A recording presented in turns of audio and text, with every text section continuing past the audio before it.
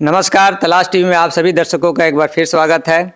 अभी जो विषय में तुरंत की जो है कि नीतीश कुमार ने फिर से अपने महागठबंधन से हट करके और बीजेपी में जा करके फिर से जो है वो मुख्यमंत्री पद का जो है शपथ ग्रहण कर लिए हैं। तो आरजेडी के साथ पहले रह करके वो मुख्यमंत्री रहे थे। गढ़वा शहर में हम गढ़वा जिला के जिलाध्यक्ष जो हैं आरजेडी के सूरज सिंह, उनके साथ हम बैठे हुए हैं। जानते हैं उनकी प्रतिक्रिया कि इस सारे चीज़ पर इनका क्या सोच है। तो आपका सरकार जो है बिहार में गिर गया, क्या कहिएगा? देखिए, ये सरकार जो गिरा है इससे हम लोग पार्टी विचलित नहीं हो रही है और इससे माननीय नेता बिहार के डिप्टी सीएम तेजस्वी प्रसाद यादव जी और मजबूत होंगे, क्योंकि तेजस्वी यादव जी की लोकप्रियता इतनी ज़्यादा बढ़ रही थी।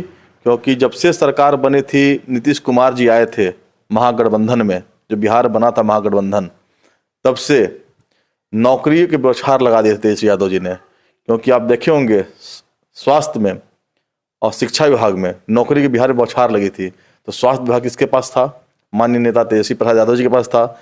शिक्षा विभाग किसके पास था? तो आरजेडी कोटा के पास था। और इसी तरह चाहे वो पर्यटन हो तो भी माननीय तेजस्वी जी के पास था, IT हो, हर विभाग में नौकरी लगातार तेजस्वी यादव जी दे रहे थे बिहार के युवाओं को। और जो वहाँ के बेरोजगार थे उनको रोजगार देने का काम किया। इस लोकप्रियता से घबरा कर नीतीश कुमार जी देखे कि ये लड़का, नौजवान लड़का, देश का भविष्य, जो लालू यादव जी सामाजिक न्याय के पुरोधा थे और तेजस्वी यादव जी आर्थिक न्याय के पुरोधा, तो उनका लगातार कार्यक्रम हो रहा था, बिहार आगे बढ़ रहा था। उससे विचलित होकर नीतीश कुमार जी पुनः एक बार फिर, जिसलिए वो कसम खाते थे कि मिट्टी में मिल जाऊंगा, भाजपा में नहीं जाऊंगा, जस्ट अपने विपरीत चरितार्थ के विपरीत उन्होंने फिर पुनः भाजपा के गोद में जाने के बैठने का काम किया है। अच्छा, हमको ये बताइए कि आप तो बोल रहे हैं कि जैसे रोजगार को लेकर के आपकी पार्टी जो स्टैंड है कि भाई रोजगार को लेकर के, अभी तो राम मंदिर का मुद्दा इतना छाया हुआ है, तो कैसे लगता है कि उस जगह पे ये बात हो पाएगा? कि 2024 के चुनाव को लेकर ही सारी प्रक्रिया हो रही है, आपको भी पता है। इस पर आप क्या कहिएगा?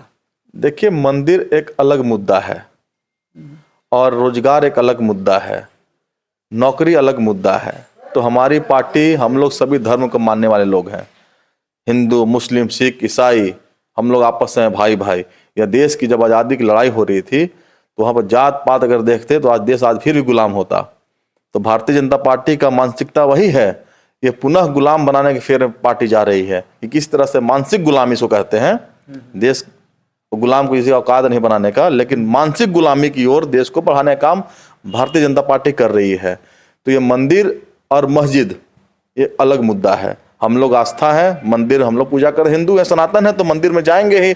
मुस्लिम समाज जो लोग होते हैं वो मस्जिद में इबादत करने जाते हैं, गुरुद्वारे में पंजाबी भाई लोग जाते हैं, सिख लोग अपने जाते हैं गुरुद्वारे में, क्रिश्चियन अपने चर्च में जाते हैं। ये सबसे ध्यान भटकाने के लिए केवल भाजपा के पास कोई एजेंडा रहा नहीं, विकास के नाम पे कोई कार्यक्रम के पास है नहीं। 2 करोड़ बेरोजगारों को रोजगार देने का वादा किया था माननीय प्रधानमंत्री मोदी जी ने, आज उस वादे का क्या हुआ? आज कोई माया पूछने वाला नहीं है। तो जनता को किस तरह दिग्भ्रमित करे? तो मंदिर उछाल दिए लोगों को। मंदिर बन गया, सुप्रीम कोर्ट का आदेश से मंदिर बना, कोई भाजपा बनवा दिया क्या मंदिर को? सुप्रीम कोर्ट का आदेश आया था तब मंदिर का निर्माण हुआ है।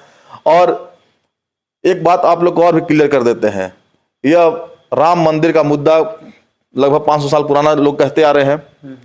भाजपा आरएसएस का जन्म 1925 में हुआ।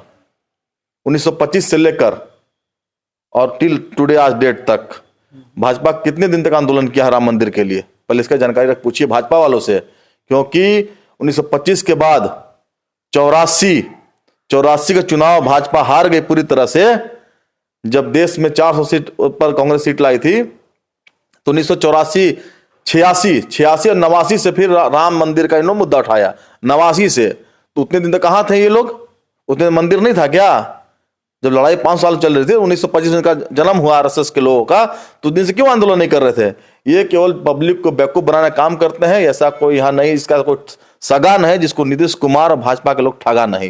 ये जनता को गुमराह कर रहे हैं, जात के नाम पर, पात के नाम पर, मंदिर, मस्जिद, इंडिया, पाकिस्तान, यहीं तक सीमित है ये पार्टी और यहीं तक रह जाएगी। आने वाला 2024 की लड़ाई एकजुट के साथ इंडिया गठबंधन जो बना था इंटैक्ट रहेगा, किसी के आने जाने से नहीं होता कमजोर। हाँ, थोड़ी परेशानी आती है, लेकिन हम लोग फिर से मजबूती के साथ एकजुट होकर कार्यक्रम चलेगा और 2024 में भाजपा को इस देश से उखाड़ फेंकने का काम हम लोग करेंगे।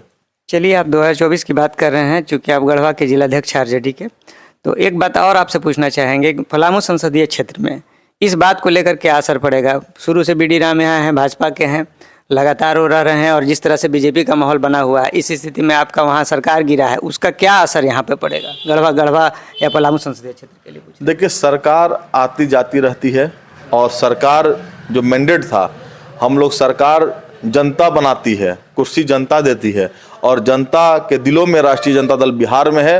और पलामू संसदीय क्षेत्र में भी आप जानते होंगे, पहले भी भाजपा के सांसद को हराने का काम किया है, तो आरजेडी के पूर्व के जो प्रत्याशी रहे हैं उन्होंने किया था, और यहाँ से भाजपा के किला को उखाड़ फेंकने का काम राष्ट्रीय जनता दल ही किया था।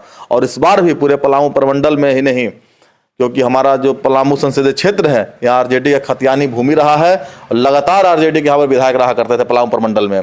9 लोकसभा क्षेत्र का जो संसदीय क्षेत्र में 7-7 एमएलए हमारे पलामू प्रमंडल रहते थे आरजेडी कोटे से। तो आरजेडी का ये खतियानी भूमि है पलामू प्रमंडल, और यह सीट पलामू संसदीय क्षेत्र पर आरजेडी के प्रत्याशी चुनाव लड़ेंगे और चुनाव में जीतने का हम लोग करेंगे। तो ये थे सूरज सिंह, जो आरजेडी के जिलाध्यक्ष हैं। इनसे हमने समझा कि बिहार की जो राजनीति है उसका क्या असर पलामू संसदीय क्षेत्र पर पड़ेगा, गढ़वा में क्या पड़ेगा। अगर इसी तरह के इंटरव्यू या कुछ कार्यक्रम आप हमारे चैनल पर देखना चाहते हैं तो हमारे तलाश टीवी को जरूर सब्सक्राइब करें, और इस वीडियो को ज़्यादा से ज़्यादा शेयर करें ताकि लोगों तक इनकी बात पहुँच सके। इसी तरह के इंटरव्यू कार्यक्रम को देखने के लिए आप हमारे चैनल पर हमेशा आते रहें। बहुत बहुत धन्यवाद।